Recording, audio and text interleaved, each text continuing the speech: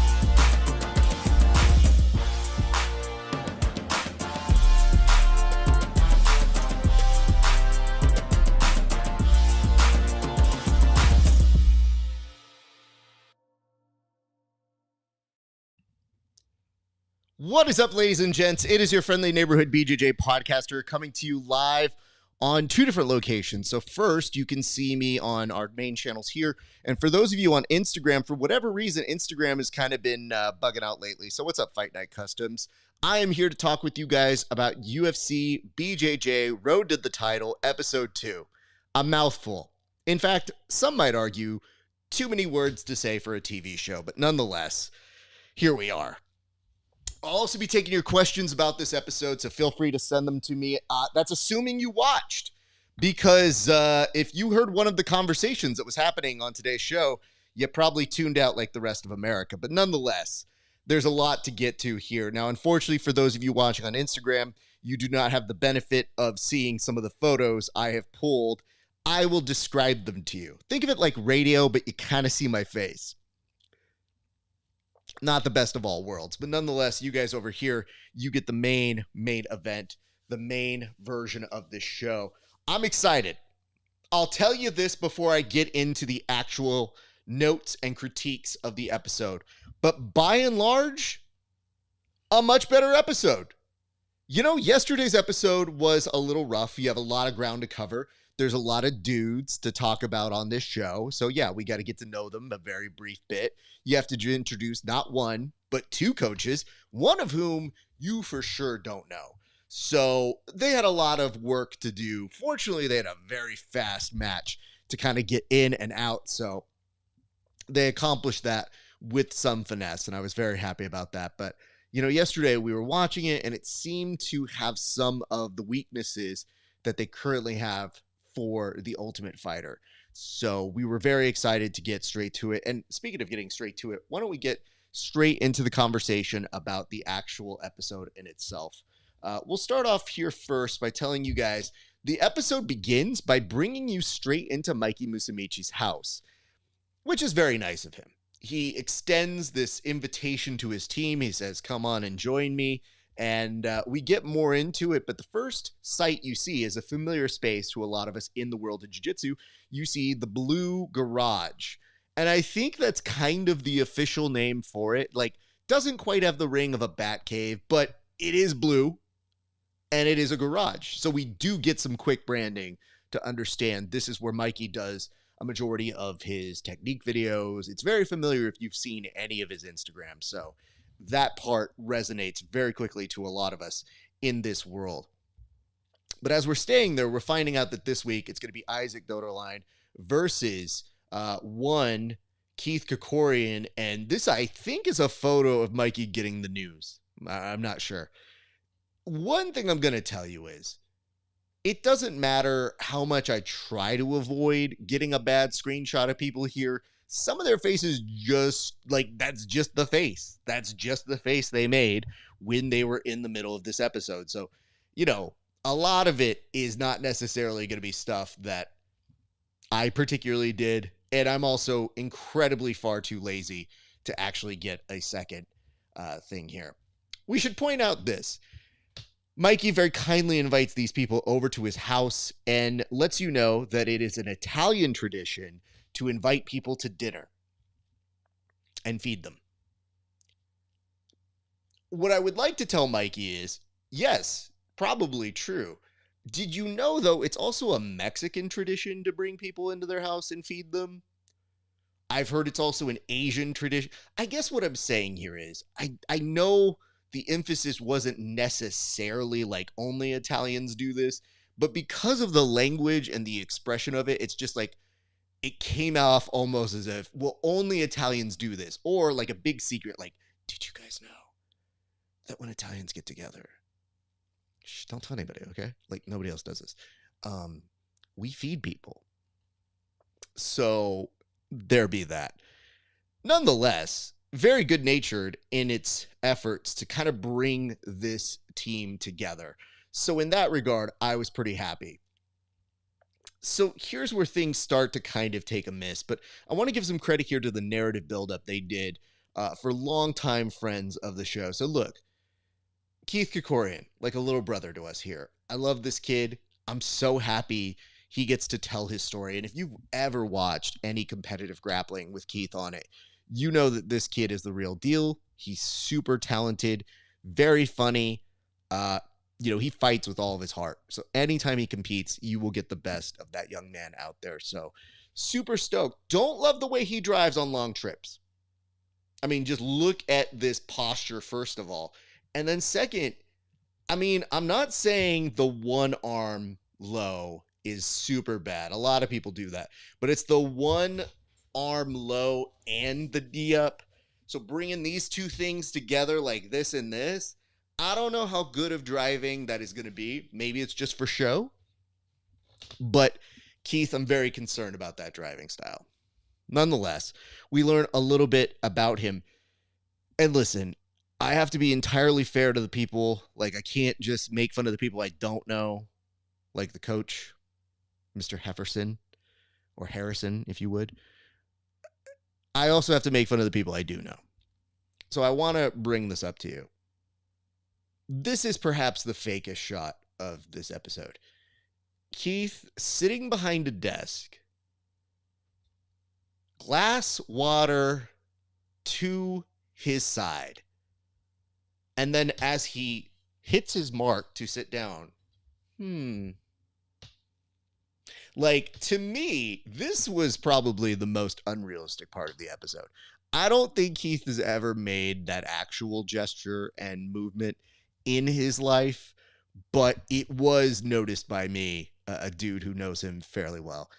I did see this. It says Keith is forever a baby face. I have thoughts on that. We'll come back to that in a second. But yes, by and large, you are correct. Keith is beloved in our community. The hard part for me on this episode was this. Obviously, we know Keith really well, but I also know Issac. I have helped film a technique video for Issac in the past, and he was always super nice to me, so I have no reason to dislike him either. And in fact, one of the things we said in yesterday's episode was they ranked him at number 8. I felt disrespected by that number 8. And even he was trying to say, hey, listen, it's probably because I don't have as much experience in no-gi. But if you've seen the way he approaches his gi attacks, it's very aggressive. And also, not for nothing, this dude has a title. And I can't say that about every single member of the cast. So I guess what I'm saying here is put some respect on that man's name. So that is kind of how we start. We establish everything.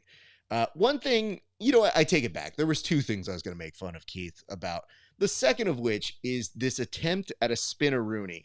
Now listen, when you come from the lineage of Geo and Boogie, that's a high standard here, sir. This, it definitely had movement. It's better than I thought it was going to be, so I will give you that, Keith. But I really do feel like we got to work on that execution, especially when we're going to be on UFC television. So, Keith, just, you know what it is? It looks like a turtle that kind of fell over and nobody's coming to help pick up. So, I'm just concerned. That's all. Let's move on. But yes, we did get to see some amazing things right up top in this episode. We also got to say, hey, listen, we've got two very good competitors. This is going to be great. And one thing that I think, Brian, you in the comments touched on is you said Keith is the eternal babyface. I want to bring this up to you guys. It is wild to me, and also a remarkable note of his achievement, that Keith is known as the number one seed in this episode. And one of the things that kind of stuck out to me is, yes, he is incredibly talented, but I've always known Keith as the perpetual underdog. So seeing him in this number one seed was a recognition of the work that he's put in our community for grappling. And I thought, that is pretty good. Like, good for him.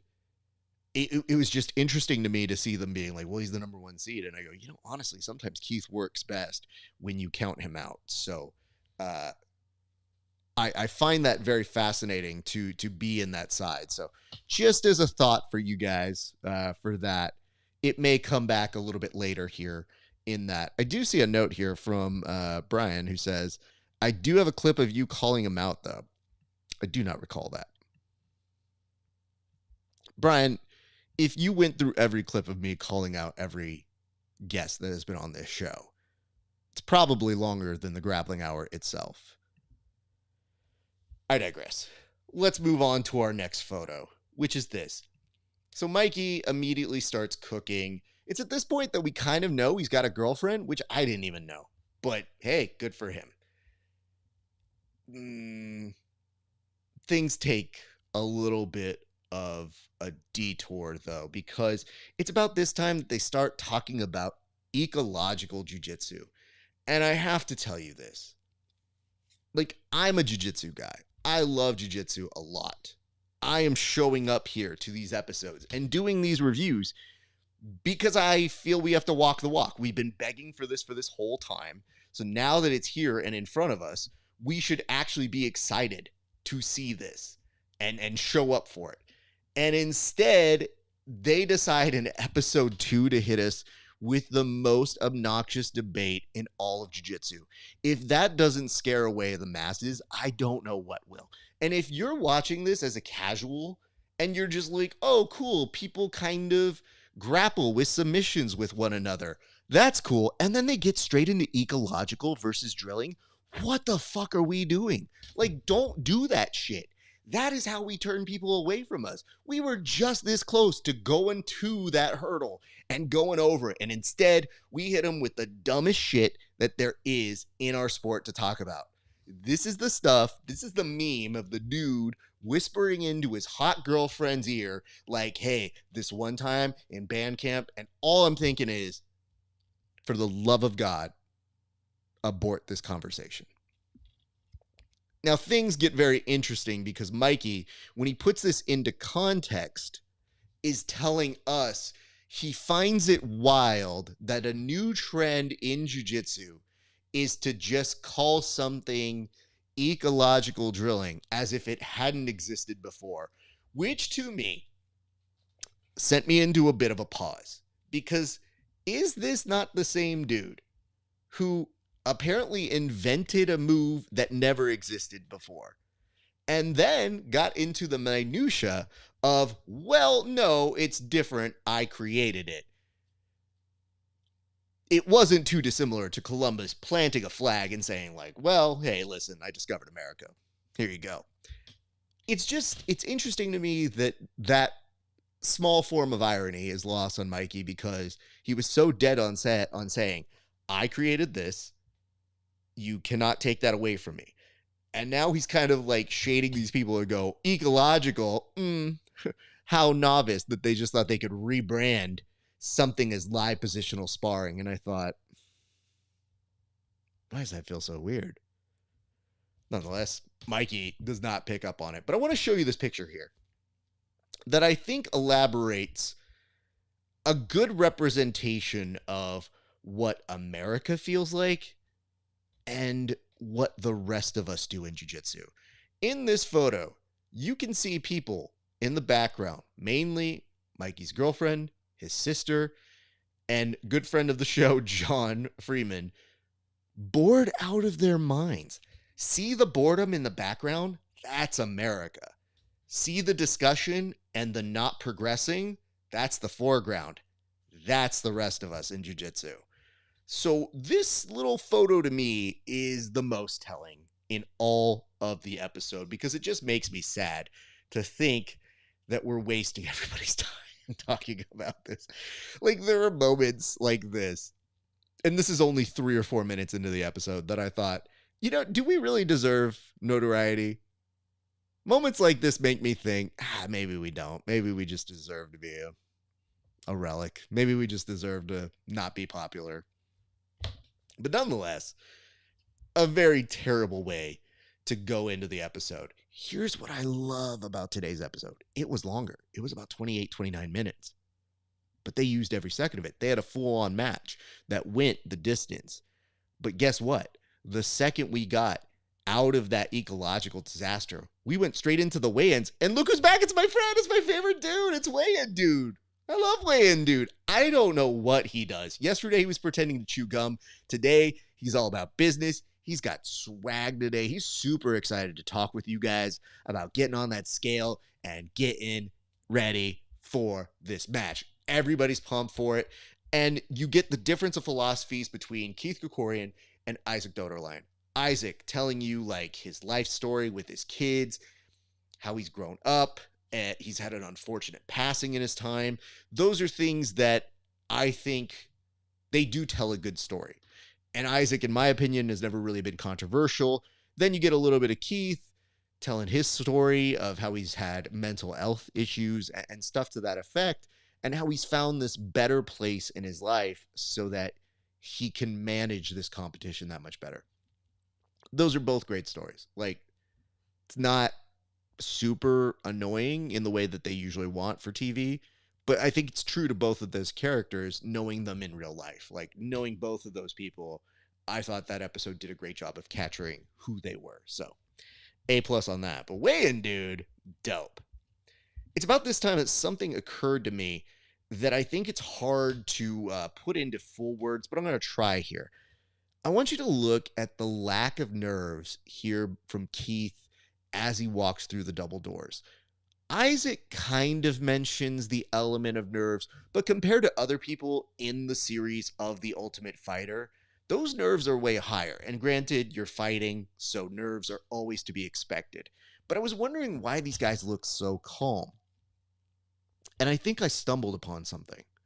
I think one of the biggest differences between jiu-jitsu and MMA for this format is, for MMA, I'm sure a lot of these guys have fought in front of a lot of people before, but a good amount of the people on this cast have already appeared on the Craig Jones Invitational, UFC Fight Pass, ADCC, IBJJF, like some of the biggest stages. And for a lot of those, especially CJI and ADCC, they have competed in front of thousands of people all at once. So now this show is actually taking them just to compete in front of a small group of people. They're so used to that world, so that even though Issac is telling you, like, yeah, I get nerves, it's insane if you don't, if you really look at the way they compose themselves and they carry themselves in there, nobody's freaking out because it's such a small, intimate kind of competition.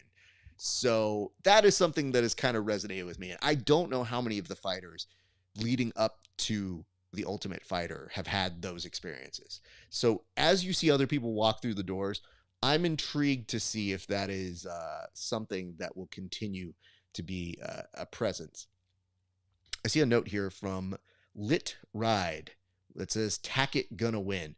Tackett looked pretty good yesterday. And think about it like this. Tackett is also somebody who looked incredibly good on the Who's Next show, which was the precursor to this on Flow Grappling, otherwise known as the Ultimate Grappler here on this show. I mean, Tackett is one of those kids who has made the most of his time, now has one of those most iconic matches of all time from the Craig Jones Invitational. So, yeah, I mean, he's definitely an odds-on favorite, and he's back in Vegas a week before the main finale next Wednesday. Training, I think today I saw him training with Mikey Musumeci. So, yeah, you might be right on that one, Lit Ride. I think that's the weirdest part of this whole back and forth. Like, doing this in 1 week takes out all the suspense. If you see somebody in Vegas, you should be on high alert. They either have a super fight because they didn't make it to the finale, or they're in the finale.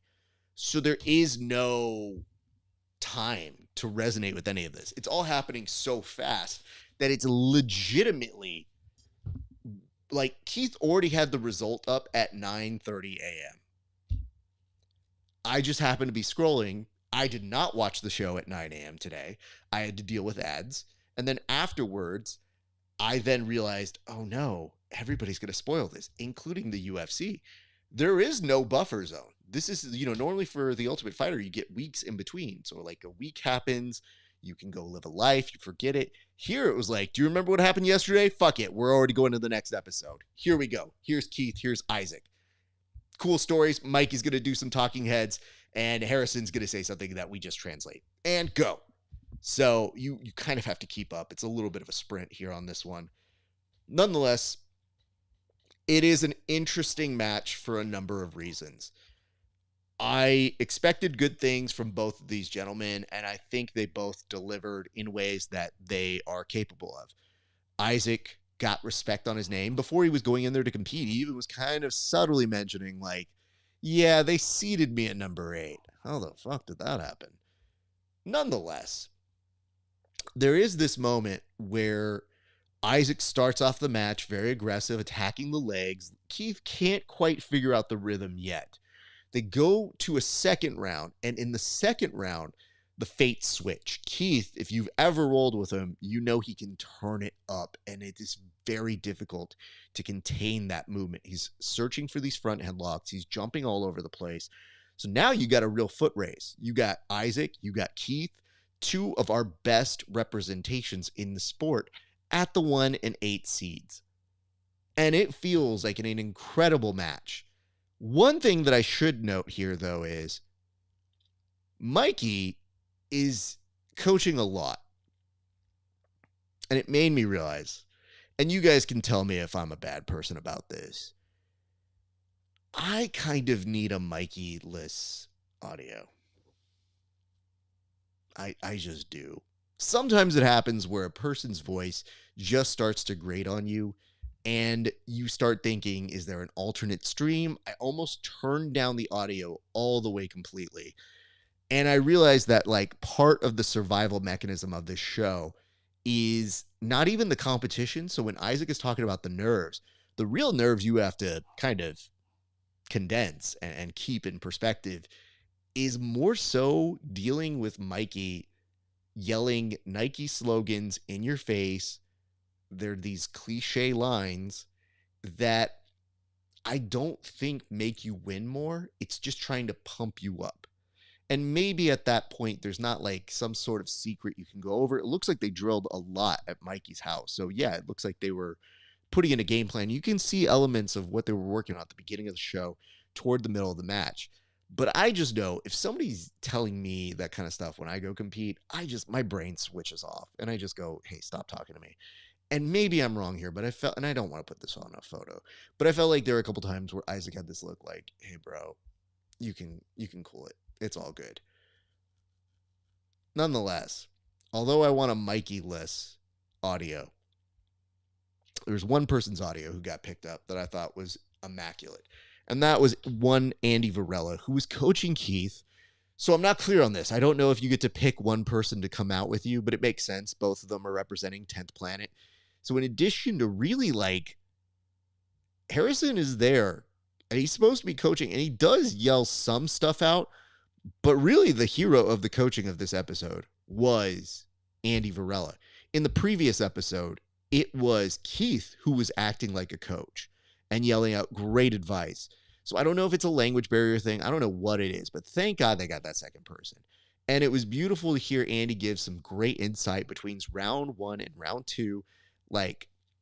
That sort of stuff, even when he's telling Keith, I love the confidence, or hold on, let me use his voice.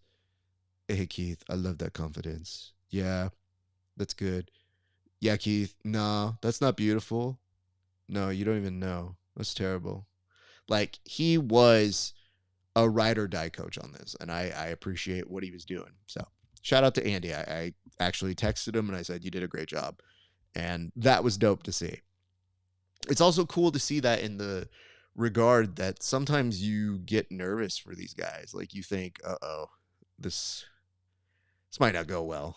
And when that's happening, any voice like this that's lifting you up, a noticeable difference from round 1 to round 2 for Keith, who ends up toward the end of that round locking up a pretty good Darce on Issac.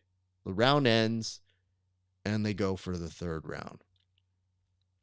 I want to point this out, and I don't know how many of you guys picked up on this, but one thing that just kind of came to my attention as I was seeing this event unfold was, I'm not sure if you guys are familiar with the brand Lucy, but did you know that there is a warning and that it actually has nicotine and that could be an addictive thing? Because if you didn't know it, you can see it all the way in the backdrop there. It definitely, somehow even the Surgeon General's warning had to be printed on the mats.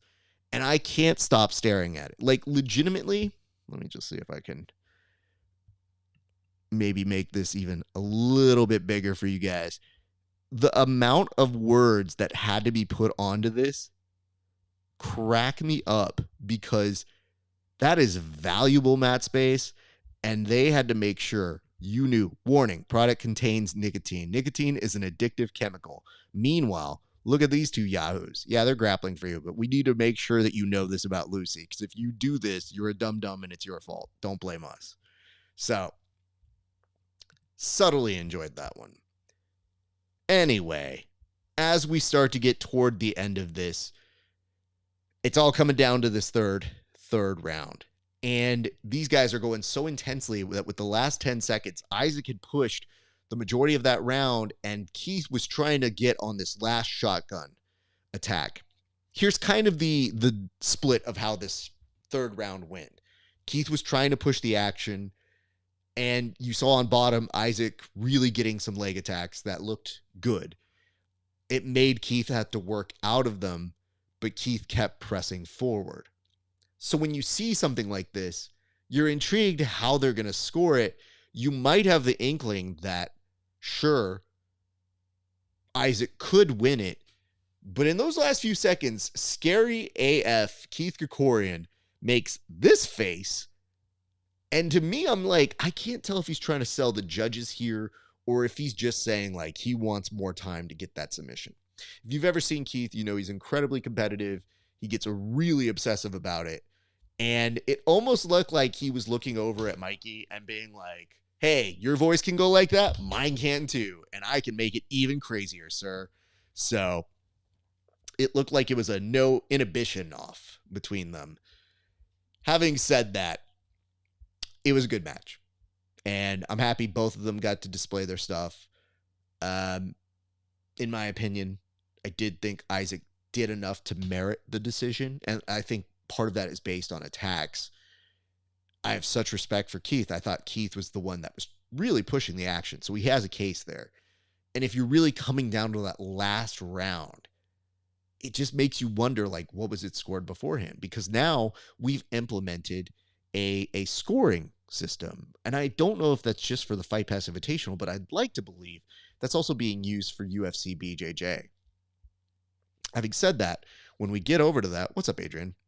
By the way, super stoked. I get to do an interview with Adrian. We're training tomorrow over at Mama, and I get to roll with that dude and then interview him. So looking forward to seeing you, brother.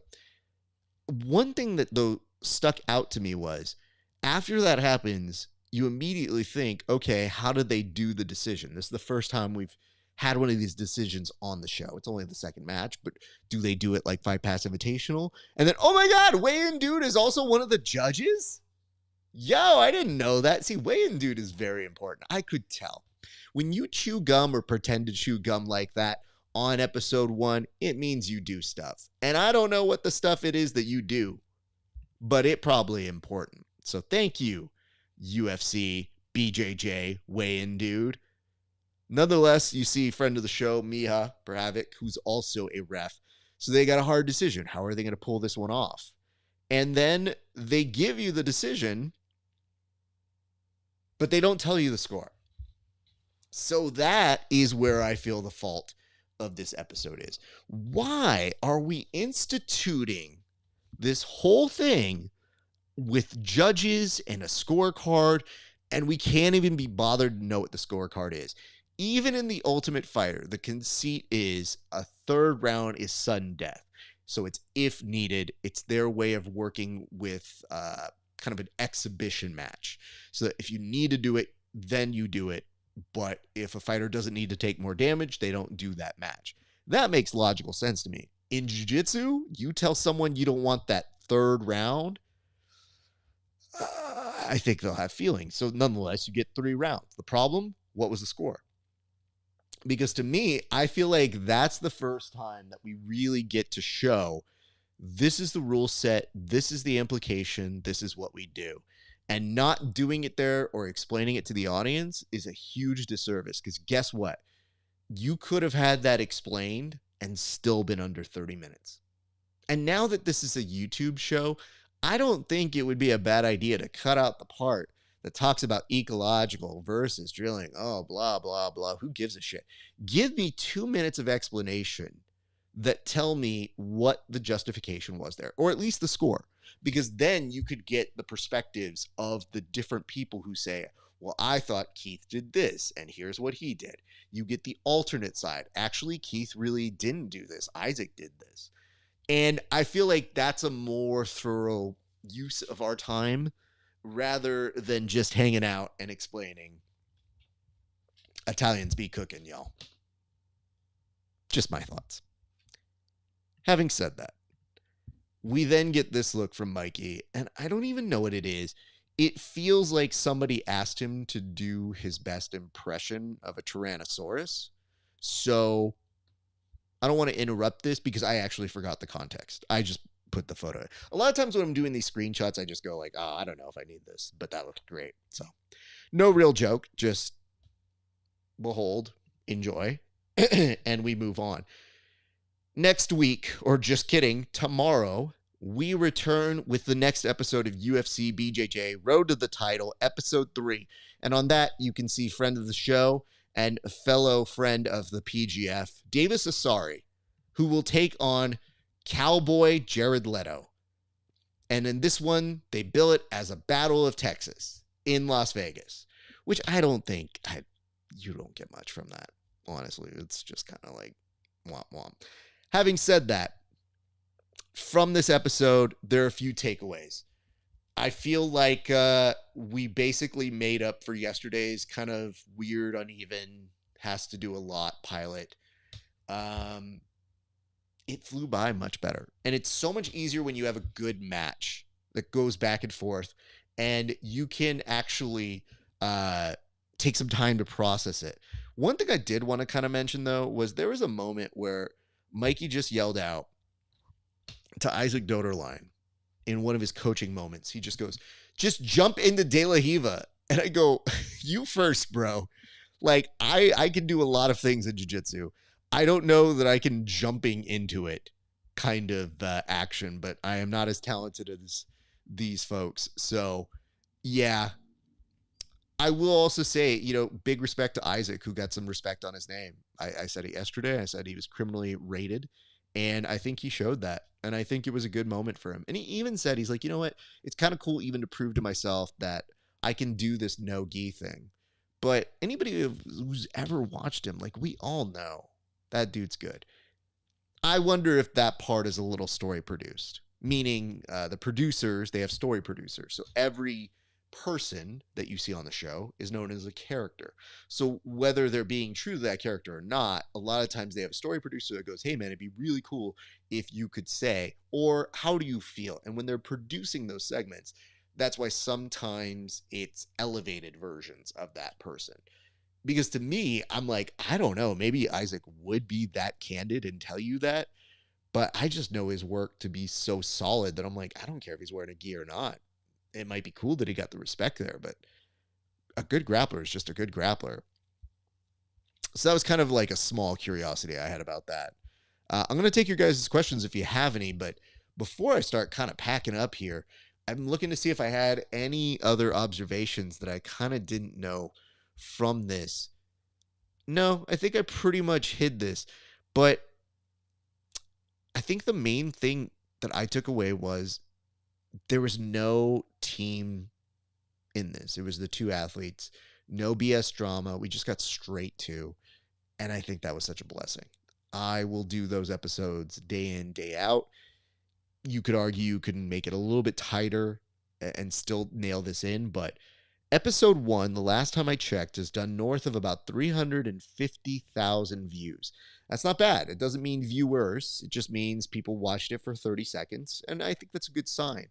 I will not be surprised if by the end of the week that first episode does about 1 million.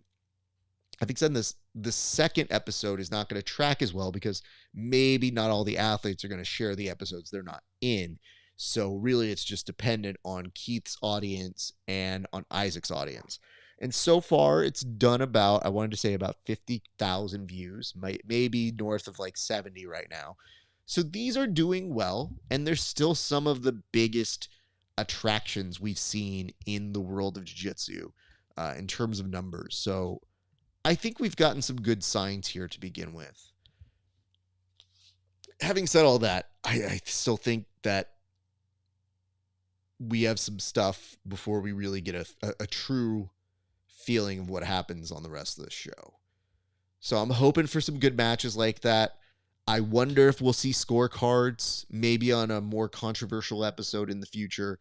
But for right now, man, it was cool to watch this one as opposed to that. And like I said, props to Isaac. And I just want to give a big shout out to Keith. I wonder if there is something that brings him back because he had such a close match. It would make sense that if somebody has to go out because, say, an arm snapped or something, that they would plug him back in. So that's kind of a weird guess I'm making, but it might not happen. It's just Keith is a really good competitor, and finding ways to plug him back in would be interesting. I'm wondering if that person getting knocked out makes a difference on the show. There's a lot of stuff we're going to find out as we go on this thing. But by and large, for the most part, much happier with this episode. So, all right, folks, I think that one is going to do it for us here at the show. I thank you guys for tuning in to today's recap. I think the plan is to do this again tomorrow. So, I don't want to say same time, but just look out for us to go live. I'm hoping that this Facebook and this Instagram thing work together because for whatever reason, I can't make it go and make it all pretty like I do on these other channels on there. But we'll get to that in the future.